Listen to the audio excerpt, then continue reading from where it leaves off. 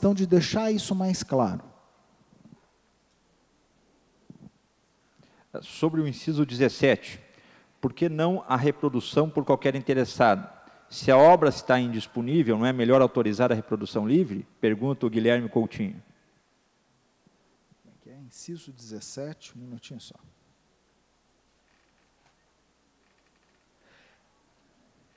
Sobre o inciso 17, por que não a reprodução por qualquer interessado? Se a obra está... Não, sim, a ideia é a reprodução por qualquer interessado, né? Não entendi aqui o porquê da pergunta. Quer dizer, a possibilidade por qualquer interessado de reproduzir a obra desde que esteja, enfim, fora de catálogo. A ideia é justamente essa. Na redação, a inclusão aqui não existe estoque disponível para venda por parte, para venda por parte do responsável. Enfim, se essa redação está, de fato, gerando aí uma questão de interpretação duvidosa, então isso deve ser alterado. Mas a ideia é que, nessa inclusão por parte do responsável, ou seja, é quem coloca para venda, né? Não que esteja limitando de quem pode fazer a cópia. Claro que a cópia seria feita por qualquer interessado.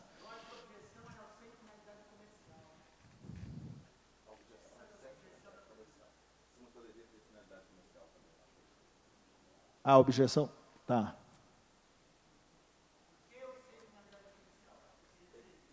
Sem finalidade comercial, ok.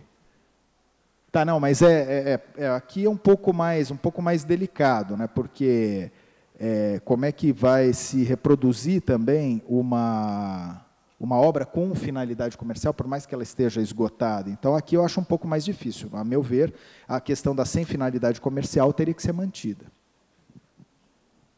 Vamos pedir que as perguntas que vierem a partir de agora, coloquem seus e-mails, porque se eventualmente não der tempo de serem respondidas aqui, que possa a organização depois de responder e encaminhar, porque se não vier com e-mail, nós não teremos como respondê-las. A próxima aqui, então, do Elisandro, que se denomina usuário da cultura MPB, diz ele: o usuário, na maioria das vezes, esquecidos, é condenado, entre aspas, por ser pirata, entre aspas, por copiar, reproduzir, divulgar, baixar para utilização própria ou fins didáticos e sociais. Quando se compartilha uma música, por exemplo, é o artista que ganha um novo fã, que irá nos shows ou comprar um CD ou outros souvenirs do artista. Trazemos como sugestão o reconhecimento do sujeito usuário, não apenas como consumidor, mas como parceiro do artista na democratização do acesso à cultura, à educação, ao conhecimento e inclusão. O usuário como contribuidor e não pirata. Uma reflexão para o professor Guilherme. Vamos passar para o... Bom, o termo pirata passou a ser difundido como para tudo, né? E por isso mesmo ele perdeu valor. Se todos são piratas, ninguém é pirata.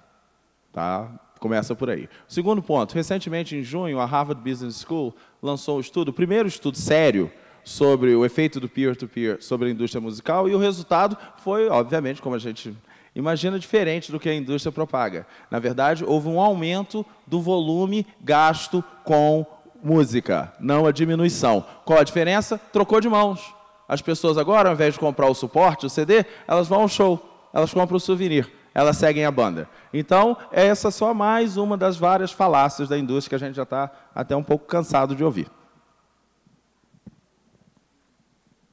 Questão seguinte, da Elaine Maria Alcese. Na sugestão de alteração de uso de obras não disponíveis em estoque, não resume simplesmente a falta de estoque, já que pode haver ainda direito de reimpressão vigente em contrato? Não seria adequado manter o termo obra fora de catálogo ou estabelecer um prazo em que essa não esteja disponível? Eu queria antes só complementar ainda a questão anterior, porque eu julgo isso bastante importante, a questão do usuário. Eu acho que o grande desafio é justamente nessa alteração, é trazer o usuário para o sistema. Esse é um aspecto, de novo, bastante relevante. Esse usuário que cada vez mais participa do processo criativo, ele é o outro do processo criativo. E trazê-lo também numa melhor regulamentação, de uma melhor definição de quem é esse usuário. Esse usuário ele não pode mais ser considerado de maneira abstrata. Não se pode colocar mais no mesmo caldeirão quem usa isso de forma legítima, um professor, colocar no mesmo caldeirão de uma pessoa considerada pirata, enfim, que vende aquilo com intuito comercial. Essa equiparação não pode mais ser feita. Então, essa questão do usuário, me parece, é uma questão aqui crucial na questão no capítulo das limitações.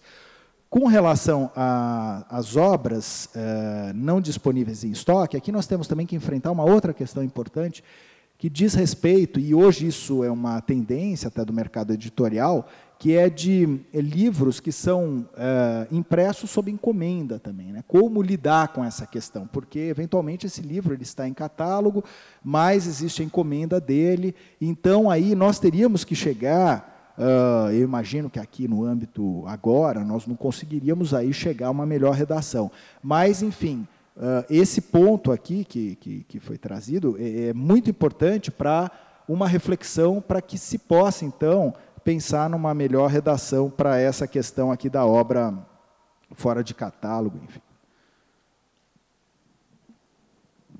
Aqui a Cristiane faz mais uma reflexão, uma sugestão.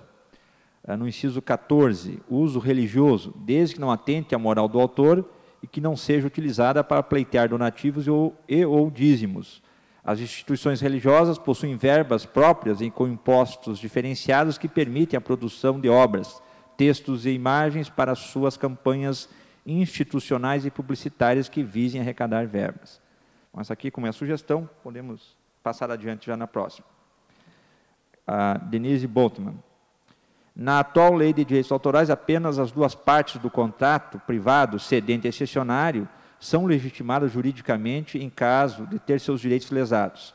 Esta revisão da lei poderia vir a contemplar a possibilidade de tornar o usuário dos bens culturais como parte legítima na relação para a defesa de seus direitos como usuário? É possível ampliar a defesa de seus direitos além da esfera de uma ação civil pública? Tem um instrumento que tem sido muito usado na propriedade industrial, inclusive no caso que está no Supremo sobre pipeline, foi bastante visto, que é o amicus curiae. Então, esse seria o caminho no qual você seria o amigo da corte, no qual você poderia, o usuário ou associações de usuário, poderiam interferir e atuar no processo, não como parte legítima, porque eles não são parte legítima numa briga contratual, mas apenas para poder influenciar, informar e auxiliar a corte no seu entendimento. Acredito que é Fernando alguma coisa. Tendo em vista que o caput do artigo 46 prevê o uso não remunerado das obras, não estaria o inciso 19 demasiadamente amplo, permitindo o uso para fins de recurso criativo, sem remunerar o autor da obra original utilizada na derivada?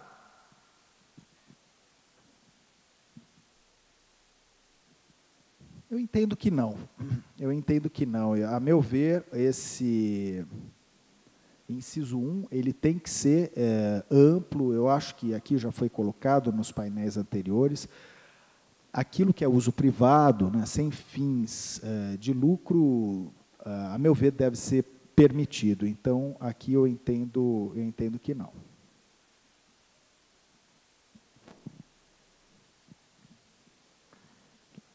A cláusula, a doutora Elaine Guimara Alcese, a cláusula geral que dispõe sobre reprodução, distribuição e comunicação de obras protegidas para uso como recurso criativo abre caminho para a utilização dessas obras em sites de compartilhamento de arquivos, como MySpace e YouTube? Acabam-se os problemas desses sites quanto ao controle de uso indevido de obras protegidas? Eu creio que não. Eu acho que o objetivo dessa cláusula geral não é abarcar a troca de arquivos, nem a disponibilização dessas obras, enfim, nos diversos sites de relacionamento social. Eu acho que isso é uma discussão que, na verdade, ainda não foi enfrentada aqui, isso vai precisar ser visto posteriormente. Essa é uma questão muito delicada, para a qual ainda não foi encontrada uma solução mundial. Pelo menos eu desconheço alguém que tenha encontrado uma solução. A única coisa que nós sabemos do peer-to-peer é que ele está aí para ficar e de que ele não vai embora. Agora, como nós iremos enfrentar isso, ainda não há uma solução.